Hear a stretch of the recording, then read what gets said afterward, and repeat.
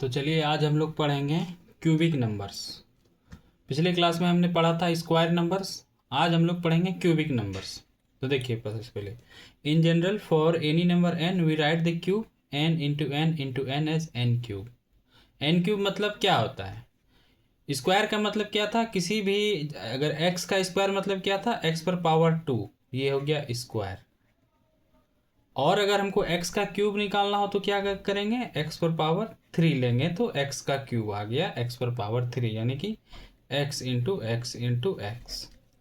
एक एग्जाम्पल के मदद से देखते हैं, 2-3 एग्जाम्पल के मदद से। जैसे 1 का क्यूब, 1 का क्यूब 3 बार 1 से गुना करेंगे, 1 इंटू 1 इंटू 1। और अगर हम 2 का क्यूब निकालेंगे तो 2 का क्यूब हो जाएगा 2 into 2 into 2, that is equal to 8। ठीक, उसी तरह 3 का cube 3 into 3 into 3, that is equal to 27।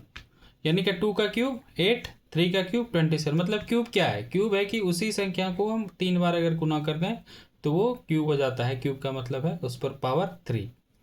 अब दूसरी बात, इसको दूसरे तरफ से समझते हैं तो क्यूब रूट। ठीक है, तो अब 8 का क्यूब रूट क्या होगा, या रूट क्यूब जो बोल लीजिए, क्या होगा? 2 होगा, क्योंकि 2 का क्यूब 8 है तो इसका क्यूब रूट 8 का क्यूब रूट 2 होगा। कैसे होगा वो भी देख लेते हैं। इसका मतलब क्या हुआ? क्यूब रूट का मतलब है कि इसका पावर है 1/3। ठीक है, 8 पर पावर 1/3 क्या लिखेंगे? 2 इंटू 2 इंटू 2 पर पावर 1/3। 8 को हम 2 गुना 2 गुना 2 तो लिख सकते हैं ना। इसका मतलब है 2 पर पावर 3 पर पावर 3। तो ये 3 कैंसिल हो जाएगा, पावर का जो नियम है हमारा, तो ये हो गया 2। ठीक है, अब 27 का क्यूब रूट क्या होगा? 27 का क्यूब रूट 27 का क्यूब रूट 3 होगा, क्योंकि 3 का क्यूब 27 और 27 का क्यूब रूट 3। ओके,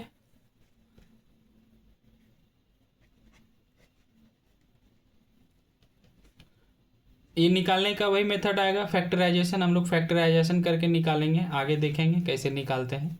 यहाँ तक तो क्लियर हो गया ना। 3 का क्यूब 27 और 27 का क्यूब रूट 3। ठीक है, क्यूब रूट को हम इस तरह लिखते हैं। स्क्वायर में 2 का यहाँ पर नहीं आता है, 2 नहीं लिखाता है, लेकिन क्यूब रूट में 2 3 लिखाता है। ठीक है, बस यही डिफरेंस। ठीक है, आगे चलते हैं। ये कुछ नंबर्स हैं जिनका कि क्यूब ये याद भी रखना ठीक होता है। आप कम से कम 20 तक का स्क्वायर और क्यूब याद रखेंगे तो काफ़ी अच्छा होता है, काफ़ी हेल्प मिल जाता है हमें सॉल्व करने में इक्वेशन, या फिर आगे आगे की भी कॉम्पिटिटिव एग्जाम वगैरह में काफ़ी यूजफुल है। 1 से और 20 तक का स्क्वायर और क्यूब तो याद कर ही लीजिए, जुबान पे रहेगा तो ठीक रहेगा। चलिए देखते हैं। 1 का क्यूब 1, ये बस एक नज़र देख लेना है, ऐसे रट्टा नहीं मारना है, धीरे धीरे ये याद हो जाएगा अपने आप सवाल बनाते बनाते। ठीक है, यहाँ पर एक चीज़ और हम देखेंगे। यहाँ पर देखेंगे कि जो स्क्वायर हम लोग जब निकालते थे किसी का भी, 1 का 2 का 3 का 4 का, फिर कोई भी नंबर का, हमें देखते थे कि जो लास्ट में आ रहा है किसी भी नंबर का, अगर हम स्क्वायर निकालते थे तो लास्ट में 0 आएगा, 1 आएगा, 4 आएगा, 5 आएगा, 6 आएगा, 9 आएगा। कुछ नंबर्स थे जो लास्ट में नहीं आते थे स्क्वायर के, जैसे 2 नहीं आता था, 3 नहीं आता था, 7 नहीं आता था, हाँ 8 नहीं आता था। ये सारे जो नंबर हैं, ये अगर हम किसी भी नंबर का स्क्वायर लेते हैं, एक्स का स्क्वायर अगर हम निकालेंगे, x equal to any number, कोई भी नंबर रख दीजिए, तो जो भी आएगा उसके लास्ट में ये डिजिट्स नहीं रहेंगे और ये डिजिट्स हमेशा रहेंगे। लेकिन क्या हम देख रहे हैं कि ये नियम क्यूब में भी अप्लाई है क्या? ये हमने पढ़ा था ना लास्ट डिजिट वाला स्क्वायर में, याद कर लीजिए पिछले क्लास में। इन क्यूब में क्या ये सेम चीज़ अप्लाई हो रहा है क्या? नहीं हो रहा है ना। क्यूब में देखिए लास्ट में 8 भी आ रहा है, 7 भी आ रहा है, 3 भी आ रहा है, हाँ 2 भी आ रहा है। तो क्यूब में ऐसा कोई नियम नहीं है। अगर आप किसी भी संख्या का क्यूब निकालते हैं तो लास्ट में 0 से लेकर के 9 तक कोई भी नंबर रहेगा।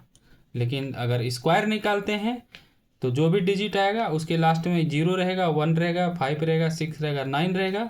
ये सारे नंबर्स जो हैं ये लास्ट में नहीं रहेंगे, लेकिन क्यूब में 0 से 9 तक कोई भी नंबर रह सकता है अगर आप क्यूब निकालते हैं किसी भी नंबर का। तो ठीक है, क्लियर। आगे देखते हैं।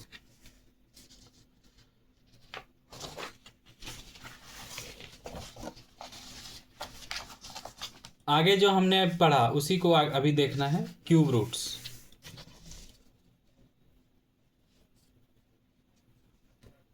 8 इक्वल टू 2,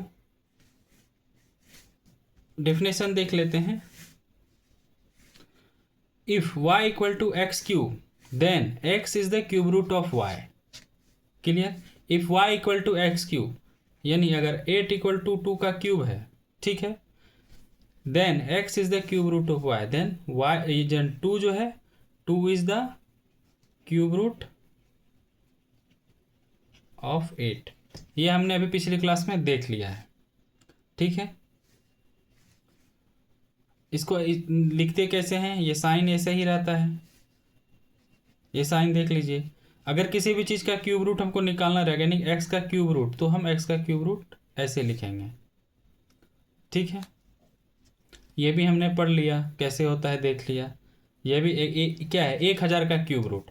1000 का क्यूब रूट अगर आपको निकालने दे देगा, 1000 का क्यूब रूट निकालिए, तो क्यूब रूट का पहले साइन क्या होगा, साइन ये होगा, इक्वल टू वाट। तो हम जानते हैं ना, यानी इसका मतलब क्या हुआ, इसका मतलब हुआ कि 1000 पर पावर है 1/3। क्यूब रूट का मतलब यही होता है। 1000 में कितने 10 हैं, 3 10 हैं, 10 गुना 10 गुना 10 पर पावर 1/3, यानी कि 10 पर पावर 3 पर पावर 1/3। ये 3 3 कैंसिल हो जाएगा, 10, यानी कि 1000 का क्यूब रूट 10। इसी टाइप से हम निकालते हैं। एक और एग्जांपल देख लीजिए,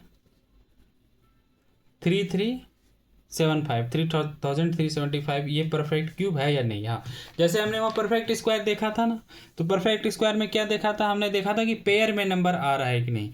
जैसे कोई भी नंबर है, उसका फैक्टराइजेशन अगर हम कर रहे हैं, तो फैक्टर्स जो है वो पेयर में आ रहा है कि नहीं आ रहा है।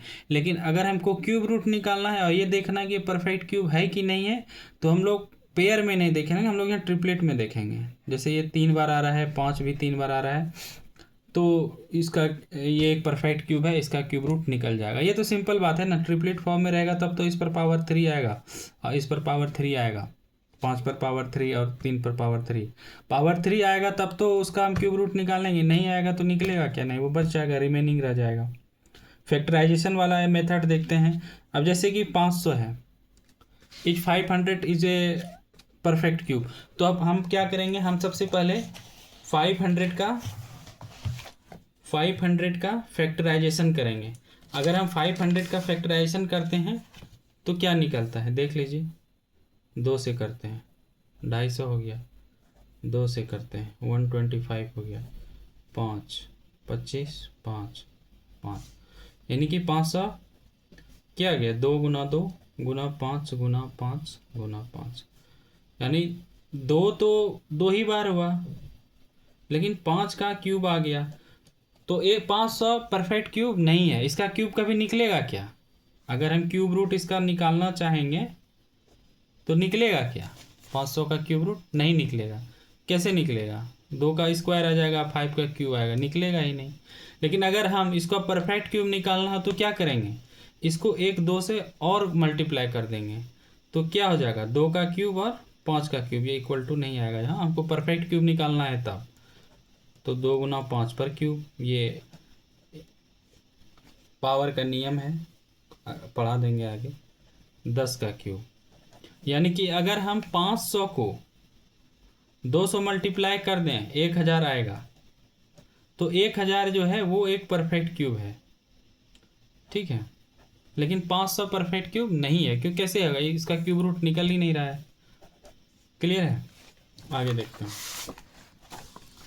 आगे हम देखते हैं कि क्यूब रूट्स कैसे निकाला जाता है। क्यूब रूट ऑफ 64 कैसे निकालेंगे, तो सबसे पहले हम क्या करते हैं, सबसे पहले हम 64 का प्राइम फैक्टराइजेशन कर देंगे। 64 का प्राइम फैक्टराइजेशन करेंगे, सबसे लिस्ट प्राइम नंबर जो है वो 2 है,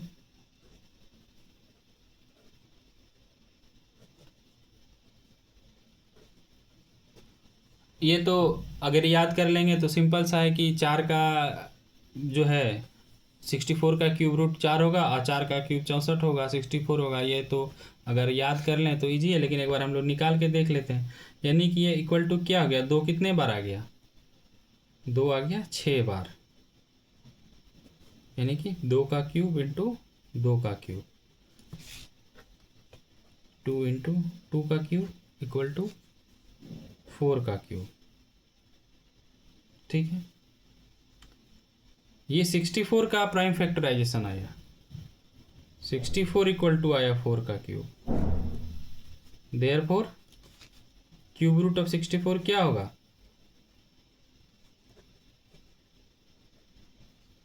इक्वल टू 4। ठीक है, क्यूब रूट ऑफ 512 512 कैसे निकालेंगे, इसका फैक्टराइजेशन कर दीजिए, फैक्टराइजेशन कर दीजिए 512 का।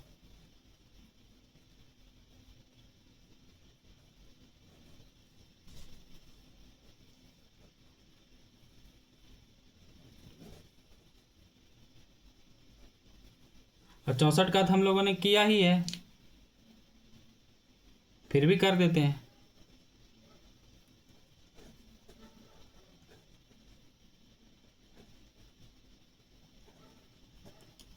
इतना लंबा जाता नहीं, हम लोग शॉर्ट में भी कर सकते हैं। जैसे 64 आ गया, जहाँ से हमें टर्म याद है तो हम लोग सीधा इंटू 64 बराबर 4 का क्यूब हम लोग लिख सकते हैं।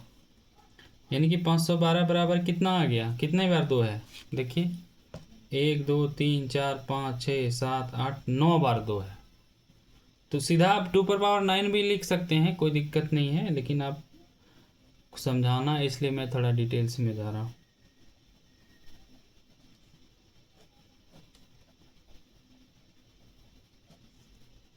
यानी कितना हो गया, 2 पर क्यूब 2 पर क्यूब 2 पर क्यूब, यानी 2 गुना 2 गुना 2 पर क्यूब, 8 पर क्यूब। 512 बराबर 8 पर क्यूब, तो क्यूब रूट ऑफ 512 क्या हो जाएगा, 8। क्यूब रूट ऑफ 512 यानी कि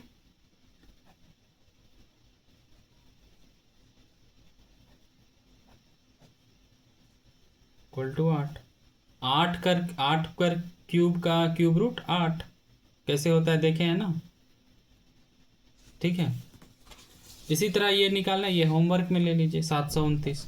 तो 729 को किससे स्टार्ट, हमको प्राइम फैक्टराइजेशन करने के लिए किससे मल्टीप्लाई होगा ये स्टार्टिंग में, तो मल्टीप्लिकेशन का नियम से देखेंगे तो ये 3 से होगा, तो इसको 3 से करेंगे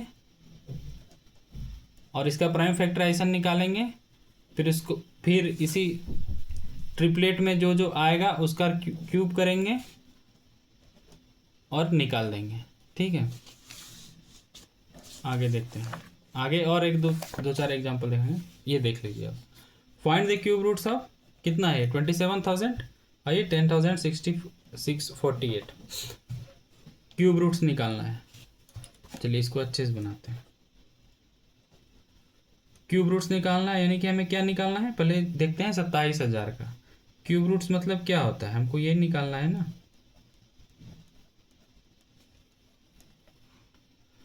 तो 27,000 का अगर हम प्राइम फैक्टराइजेशन करेंगे तो देखिए 27,000 आप प्राइम फैक्टराइजेशन करिए, काफ़ी लंबा चला जाएगा, लेकिन हमको ये पता तो चल रहा है ना, ये 27 है और ये 1,000 है, यानी कि 27,000 बराबर 27 गुना 1,000 है, और 27 बराबर क्या होता है 3 गुना 3 गुना 3, और 1,000 बराबर तो हम जानते हैं। तो जिसमें अगर हमें देख के पता चल जाए कि हम इसका प्राइम फैक्टराइजेशन ऐसे कर सकते हैं, तो इस टाइप से कर लेना है, यानी 3 का क्यूब गुना 10 का क्यूब। ठीक है, यानी कि 3 गुना 10 का क्यूब, तो 3 गुना 10 का क्यूब 30 का क्यूब, 27,000 बराबर 30 का क्यूब, तो क्यूब रूट ऑफ 27,000 बराबर क्या हो जाएगा, क्यूब रूट ऑफ 30 का क्यूब। क्यूब रूट ऑफ 30 का क्यूब मतलब 30, ये कैंसिल हो जाएगा, ये पावर 3 और ये रूट वाला 3 जो है क्यूब वाला वो 1/3 कैंसिल हो जाएगा। अब देखिए दूसरा नंबर में क्या है, क्या निकालना है हमको, क्यूब रूट ऑफ 10 अब हमें नहीं समझ में आ रहा है कि ये इसका प्राइम फैक्टराइजेशन सिंपली वे में क्या होगा, तो हम इसका प्राइम फैक्टराइजेशन निकाल देंगे, निकाल देते हैं। देख के नहीं पता चल रहा था, हम निकाल दिए। ठीक है,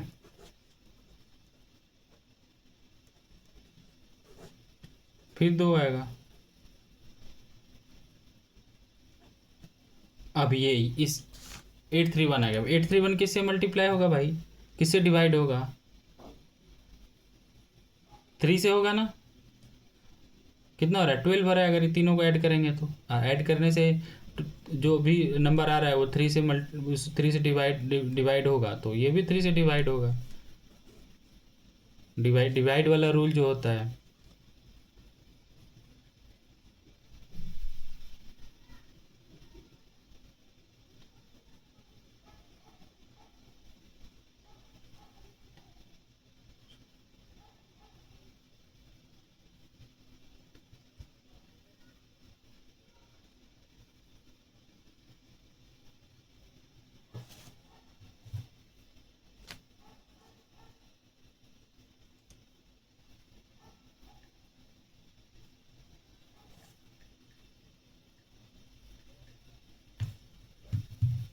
ये वो कुछ आ गया था मेरा।